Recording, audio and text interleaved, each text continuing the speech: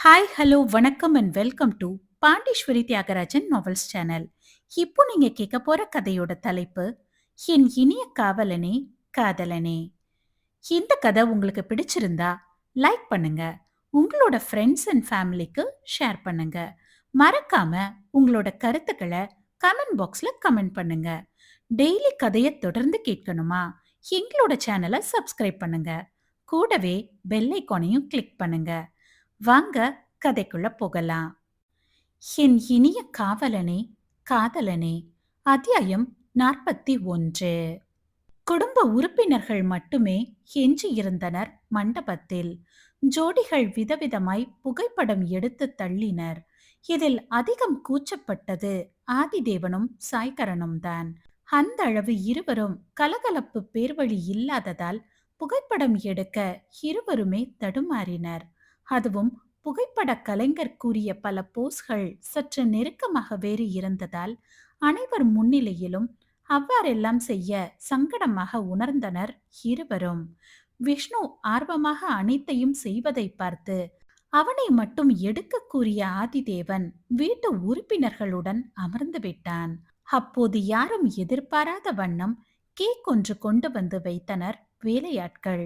விஷ்ணுதான் இன்று ஹாசினியின் பிறந்த நாள் என்பதால் இந்த ஏற்பாட்டை செய்திருந்தான். அனைவரும் வாழ்த்துப் பாடல் பாட கேக்கை வெட்டியவள் முதலில் தன் கணவனுக்குத்தான் ஊட்டினாள். அதை கண்டதும் கணேஷிற்கு ஒரு மாதிரி ஆகிவிட்டது.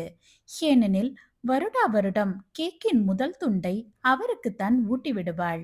இன்று கணவனுக்கு கொடுத்ததும் வழக்கமான தந்தைமாருக்கு வரும் உணர்வில் கண் கலங்கிவிட்டது அவருக்கு. ரேணுகாதான் அவரது முழங்கையை பற்றி ஆறுதல் அளித்தார். சாய்கரனும் பெருமூச்சை விட்டு அரண்யாவின் கைப்பிடித்து அவளுக்காக வாங்கிய வைர மோதிரத்தை போட்டுவிட்டான். கைத்தட்டி மகிழ்ந்தனர். ஆதிதேவனும் கைத்தட்டிவிட்டு மணையாளை காண அவனது முகம் மாறிவிட்டது. அவன் அருகே அமர்ந்திருந்த அமிழ்தினி இரு ஜோடிகளையும் பார்த்துவிட்டு தன்னவனை ஒருவித எதிர்பார்ப்புடன் பார்க்க அதனை அறிந்த ஆதிதேவன் உடைந்து விட்டான். ஏனெனில் அவன் எதுவும் வாங்கவில்லை. இதெல்லாம் அவனுக்கு பழக்கம் இல்லாததால் அவன் எதுவும் இது போல் எல்லாம் வாங்கவில்லை. அமிழ்தினி வேறு எதிர்பார்ப்புடன் பார்த்தது அவன் மனதை பிசைந்து விட்டது. அவளது அத்தகைய பார்வை அதுவே முதல் முறை. தலை குனிந்து அமர்ந்தவனுக்கு அங்கு அமர்ந்திருப்பதே ஒருவித அவஸ்தையாக இருந்தது. இதில் ரேணுகா வேறு. என்ன ஆதி, நீ அமிழுக்கு என்ன வாங்கியிருக்க என வாய்விட்டு கேட்டதும் அனைவரது கவனமும் அவனிடம் சென்று விட்டது. அமிழ்தினி கூட தன்னவனும் இது போல் செய்வான் என எதிர்பார்ப்புடன் அவளும் அவனை பார்க்க நெற்றியை நீவியவன், நான் நான் எதுவும் வாங்கல அத்த என்ற வார்த்தையோடு எழுந்து சென்று விட்டான். பேரமைதி நிலவியது அங்கு. அமிழ்தினியும் வலுக்கட்டாயமாக புன்னகைத்து இருந்தாள். மானசீகமாக தலையில் அடித்து கொண்டாள். ஏனெனில் அவளுக்கு அவனை பற்றி தெரியும். அவனுக்கு இது போலெல்லாம் செய்து பழக்கம் இல்லை. காதலிக்கும் போது கூட பரிசு பொருட்கள் என எதையும் அவன் வாங்கி கொடுத்தது இல்லை அவளுக்கு. அதில் எல்லாம் அவனுக்கு நாட்டம் இருந்தது இல்லை. அதற்கு பதிலாக பள்ளி படிக்கும் போது ஜாமெட்ரி பாக்ஸ், பார்க்கர் பேனா என வாங்கி தருபவன் அவள் கல்லூரி வந்த பின்னர் விலை உயர்ந்த பேனாக்களைத்தான் வாங்கி தருவான். அல்லது அவளுக்கு உபயோகப்படும் வகையில் ஏதேனும் வாங்கி தருவான். மீதிப்படி கோவிலுக்குத்தான் அழைத்துச் செல்வான் அவளை. இதற்கே பல சமயம் சித்ரா அமிழ்தினியை கேலி செய்து ஓட்டுவாள். அப்படிப்பட்டவன் அவன். அது தெரிந்தும் தான் வேறு எதிர்பார்ப்புடன் பார்த்தது அவனுக்கு கோபத்தை தந்திருக்கும் என அவஸ்தையாகவே இருந்தாள் அமிழ்தினி. சாய்கரன் தான் நண்பனை தேடிச் சென்றான். பால்கனியில் அணிந்திருந்த கோட்டை கழட்டி அக்கம்பியில் தொங்கவிட்டிருந்தான். டையினை இறக்கிவிட்டு வெளியே வெறித்தவாறு நின்றிருந்தவனை, மச்சான், சாரிடா, விஷ்ணு இந்த ஏற்பாட்டை பண்ணியிருப்பான்னு எனக்கு தெரியாதுடா. நான் மார்னிங் தான் ரிங் வாங்கினேன்டா. அதுவே தரலாமா வேணாமான்னு யோசிச்சேன். ஹாசினி கேக் கட் பண்ணி விஷ்ணுக்கு ஊட்டுனதும் உன் தங்கச்சி என்னை பார்த்தா பாரு. அப்போ எனக்குன்னு ஒரு பார்வை. அதுல கை தானா எடுத்து கொடுத்துடுச்சுடா எனவும் வாய்விட்டே சிரித்து விட்டான் தேவன். கோபம்லாம் இல்ல மச்சான். நீ சொன்ன மாதிரி தான் அமலும் என்ன பார்த்தாடா. அவ எப்பவும் இது மாதிரி எக்ஸ்பெக்டேஷனோட என்ன பார்த்ததில்ல. ஐ மீன் இது மாதிரி கிஃப்ட்டுக்கு. இதுதான் ஃபர்ஸ்ட் டைம். அதான் தர முடியாம போயிடுச்சேன்னு ஒரு மாதிரி இருக்குதுடா. என நெஞ்சினை நீவியவாறு பேசியவனை சமாதானம் செய்து அழைத்து வந்தான் சாய்கரன். அதன் பின்னர் அனைவரும் வீட்டிற்கு வந்தனர்.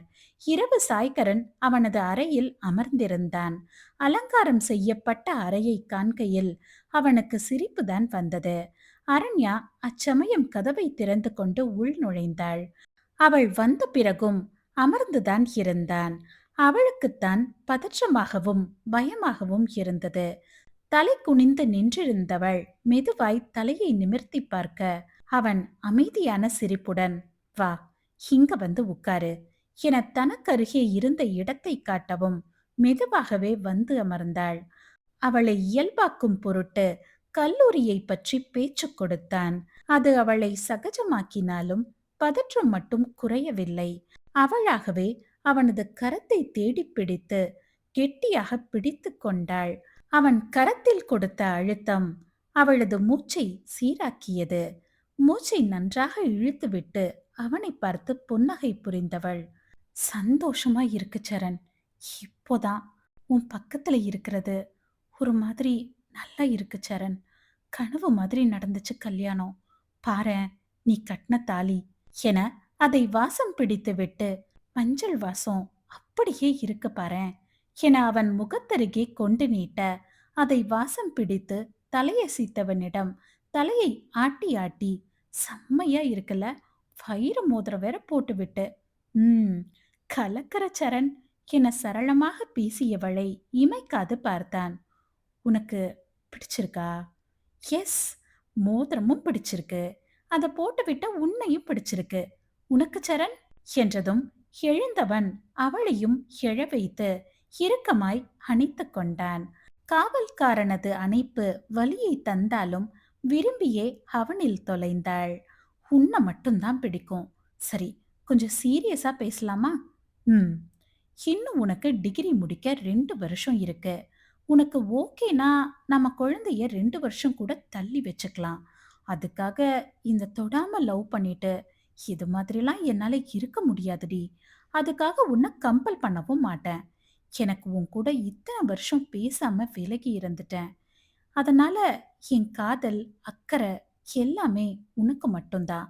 அதை எப்படி எனக்கு வெளிப்படுத்த தோணுதோ அப்படிதான் நான் வெளிப்படுத்துவேன். நீ நினைக்கிற எக்ஸ்பெக்டேஷன்ஸ் என்கிட்ட இல்லாம இருக்கலாம். பட் உன் எக்ஸ்பெக்டேஷனை விட நான் வெளிப்படுத்துற ஏன் லவ் உன்னை சாட்டிஸ்ஃபை பண்ணும். கண்டிப்பா என்றவனுக்கு சம்மதமாகவே தலையாட்ட எத்தனை வருடங்கள் பேசாததை பேசினர் இருவரும். அவ்வப்போது கொஞ்சம் தொட ஆரம்பித்தனர். முதல் முத்தத்தையும் ஆழமாய் பரிமாறிக் கொண்டனர். ஹாசினியும் விஷ்ணுவும் அவளது பிறந்த நாள் பரிசுகளை பேசியவாறு பிரித்து கொண்டிருந்தனர். அமிர்தினிக்கு அறைக்கு செல்ல தயக்கமாக இருந்தது. இன்னும் ஒரு வார்த்தை கூட தன்னிடம் அவன் பேசவில்லை. அதுவே அவளுக்கு மனதை பிசைந்து கொண்டிருந்தது. ஆழ்ந்த மூச்சை எடுத்துக்கொண்டு அறைக்குள் நுழைய ஆதிதேவன் படுத்திருந்தான். ஒருவித ஏமாற்றம் மனதில் பரவுவதை அவளால் தடுக்க முடியவில்லை. சத்தமின்றி சென்று பால்கனி கதவை திறந்து சென்றவள் அதனை மூடிவிட்டு அதன் மீதே சாய்ந்தவாறு அமர்ந்து விட்டாள் கால் நீட்டி. அவளுக்கு அவளது அன்னை ராதிகாவின் நினைவு வந்துவிட்டது. சிறு வயதில் இருந்தே அவளுக்கு கண்ணிற்கு மையிட மிகவும் பிடிக்கும். ராதிகா கூட மகளுக்கு மையிட்டு நெட்டி முறிப்பார். அன்னையை இழந்த பிறகு, மொத்தமாய் இங்கு வந்த பிறகு, ஆரம்பத்தில் எந்த ஆசையும் இல்லாது இருந்தவள் பெரிய பெண்ணாய் ஆன பிறகு அந்த வயதிற்கே உரிய சின்ன சின்ன ஆசைகள் வந்தன. ஒரு முறை ஆதிதேவன் கூட அவள் விருப்பமாய் கேட்டாள் என்பதற்காக விலை உயர்ந்த காஜலை வாங்கி தந்தான். ஒரு முறை ஆசையாய் அதை போட்டுவிட்டு வெளியே வரவும் பார்வதி பார்த்துவிட்டு கேட்டுவிட்டார். ஏனெனில் இங்கு வந்ததில் இருந்து அமிழ்தினி மை போட்டு எல்லாம் அவர் பார்த்தது இல்லை. இப்போது திடீரென போடவும் அவளது முகம் வித்தியாசத்தை காட்டியது. அவர் சாதாரணமாகத்தான் கேட்டார், என்ன அமிழ், கண்ணுக்கு மையெல்லாம் வச்சிருக்க போல இருக்கு என. ஆனால் அமிர்தினிக்குத்தான் ஒரு மாதிரி ஆகிவிட்டது. தன்னவன் வாங்கிக் கொடுத்தான் என அதனை பத்திரப்படுத்தி வைத்துள்ளாள் இன்று வரை. ஒரு முறை மட்டுமே உபயோகப்படுத்தியது. ஆதிதேவன் கூட கேட்பான். ஆசையா கேட்டா, ஆனா போட்டு பார்க்கவே இல்லையே என. அதற்கும் காரணம் கண்டுபிடித்தாள். ரொம்ப நாள் ஆச்சுல்ல கண்ணுக்கு மை வச்சு, அதான் ஒத்துக்கல போல என முடித்துக் கொள்வாள். கல்லூரிக்கு செல்லும் போதும் சரி, மற்ற பெண்கள் கொஞ்சம் அலங்காரம் செய்து வந்தாலும் ஒருவித ஏக்கம் அவளுக்கு இருக்கும். அதெல்லாம் பிடிக்காது இருந்தால் பரவாயில்லை. பிடிக்கும் போது அவளும் என்ன செய்வாள்? அதுவும் ஹாசினி கல்லூரிக்கு செல்கையில் காதணிகள் விதவிதமாய் போடுவதும் உண்டு. அதை கூட ஆசையாய் பார்ப்பாள். அதுபோல் போடுவதெல்லாம் அவளுக்கு இஷ்டம். கேட்டால் வாங்கி தருவார்கள்தான். ஆனால் கேட்பதற்கு தயக்கம். அவளுக்கு அணிவதற்கு தங்கத்தில்தான் வாங்கி தந்திருந்தனர். காதணி முதற்கொண்டு கை வளையல் வரை அனைத்தும் தங்கம்தான். இருந்தும் இதெல்லாம் இவ்வயதில் வரும் சின்ன சின்ன ஆசைகள்தானே. பெண்களிடம் இது சகஜமும் கூட. அந்த சின்ன சின்ன ஆசைகளை ஆதிதேவனிடத்தில் கூறாது இருந்து விடுவாள் அமிழ்தினி. இன்று கூட சாய்கரனும் விஷ்ணுவும் தங்களது இணைகளுக்கு ஆச்சரியத்தை தந்திடவும் உண்மையில் அமிழ்தினியும் எதிர்பார்த்தாள் ஆதிதேவனிடம் இருந்து. அவனது முகம் சட்டென மாறிடவும் தான் அவளும் அவனை புரிந்து கொண்டு மனநிலையை மாற்றிக்கொண்டு விட்டாள். இப்போதும் அவள் மனம் அவனை எண்ணித்தான் வாடியது. தன் முகத்தில் இருந்த எதிர்பார்ப்பை அவன் கண்டு கொண்டான். அதைவிட அவனுக்கு மனம் வேதனை அடைந்தது என்னவென்றால், அச்சமயத்தில் அவளுக்கு கொடுக்கவென அவனிடத்தில் எதுவும் இல்லை என்பதுதான். அவனை எண்ணியே அப்படியே இருக்க உறக்கம் வரவும் எழுந்து அவன் அருகே வந்து படுத்துக் கொண்டாள். மறுநாள் கல்லூரி திறப்பதற்கு என இன்னும் நாட்கள் இருப்பதால் கணேஷ் தான் விஷ்ணுவை வற்புறுத்தினார் தேனிலவுக்கு சென்று வரச் சொல்லி. சாய்கரனையும் ஆதிதேவனையும் வேறு அவர் வற்புறுத்தவும் அரண்யா வேறு தன் சரணிடத்தில் நம்ம போலாமே சரண் என்றிடவும் அவன் நண்பனிடம் கேட்க எண்ணி அவனை பார்க்க ஆதிதேவனோ நீங்க போங்க, எனக்கு வேலை இருக்கு என மறுத்து விட்டான். சாய்கரன் அவனும் வரவில்லை என வாய் எடுக்க ஆதிதேவன் முறைத்த முறைப்பில் அடுத்த நாளே இரு ஜோடிகளும் புதுமணாலிக்கு சென்றனர். அமிழ்தினி வழக்கம் போல சமையலறையில் பார்வதிக்கு வேலை பார்க்கவும் அவளையே முறைத்தவர். உனக்கு இன்னும் விவரமே பத்தல. இந்த அடுப்படிய கட்டிக்கிட்டு தான் அழணும் போல நீ. இதுல சின்ன வயசுல இருந்து வேற விரும்புறாங்களாம். என்னத்த விரும்பி என்ன பிரயோஜனம் என அவர் பாட்டிற்கு புலம்பவும் புரியாது பார்த்தவளின் கன்னத்தை பிடித்து நன்றாக இழுத்து விட்டவர். அவங்க 2 பேரும் தானே கல்யாணம் பண்ணாங்க. இதோ போயாச்சு ஹனிமூனுக்கு. நீயும் இருக்கியே. ஏன் அப்படி என்ன வேலையா அவனுக்கு? இத்தனை நாள் செய்யாததைத்தான் இப்ப செஞ்சு கிழிக்க போறானா என்றிடவும் மாடியில் இருந்து அமிழ் என ஒற்றை குரல்தான். இதோ வர்றேங்க என அவனுக்கு குடிக்க சுடு தண்ணீர் வைக்கவும் அதை பார்த்து வெளிப்படையாகவே தலையில் அடித்து கொண்டவர். அடியே, நீ இந்த சுடு தண்ணி வைக்கத்தான் லாயக்கு. அத கொண்டு போய் அவன் மூஞ்சியிலேயே ஊத்தி விடு. என்னம்மா? ஆமா, என்ன கேளு. அவன் கிட்ட கேளுடி. நம்மளும் ஹனிமூன் போகலான்னு சொல்லு. நீ இப்படியே இருந்தேன்னு வெய்யி, அவன் இந்த சமையலறைய தாண்டி வந்ததும் இதுதான் ஹாலு, இதுதான் ரூம்னு காட்டுவான். கேட்டா இதுதான் அவுட்டிங்னு சொல்ல போறான் பாரு. ஒழுங்கா அவன் கூட வெளியில கிளம்புற வழிய பாரு என கண்டிப்பாக கூறியவருக்கு சிறு புன்னகையுடன் தலையசைத்து வந்தவளுக்கும் மனம் நெருடிக் கொண்டுதான் உள்ளது. ஹனிமூன் செல்ல வேண்டும் என அவள் குறிப்பிட்டு நினைக்கவில்லை. இருவரும் சேர்ந்து வெளியே சென்று வந்தால் நன்றாக இருக்கும் என தோன்றியது. அவன் வேலை இருப்பதாக கூறிடவும் அவளும் விட்டுவிட்டாள். ஆனால் அவன் தற்போதெல்லாம் சரியாக கூட பேசாதது மனதெல்லாம் வலித்தது. சுடுநீரை அவன் கையில் கொடுக்க வாங்கி ஒரு மிடறு குடித்துவிட்டு மேசை மீது வைத்தவன் தலையை சீவிவிட்டு டம்ளரை எடுத்துக்கொண்டு பால்கனிக்கு விரைந்தான். கைகளை பிசைந்தபடி நின்றிருந்தவள் பின் தைரியத்தை வரவழைத்து, மாமா. ம். திரும்பவில்லை. என் மேல ஏதாச்சும் கோபமா என்றதும் சட்டென திரும்பி அவளை கூர்ந்து பார்த்தவன், கோபப்படுற அளவுக்கு நீ என்ன பண்ண? என்கிட்ட சரியா பேசவே மாட்டேங்கிறீங்களே மாமா என்றதும் குடித்து முடித்த டம்ளரை மேசை மீது வைத்துவிட்டு அவளை நெருங்கியவன், வேலை ரொம்ப டைட்டி என பேசிக்கொண்டு இருக்கும் போதே கைபேசி அழைப்பு வரவும் தலையசைத்து சென்று விட்டான். மனம் வெறுமையாக இருந்தது.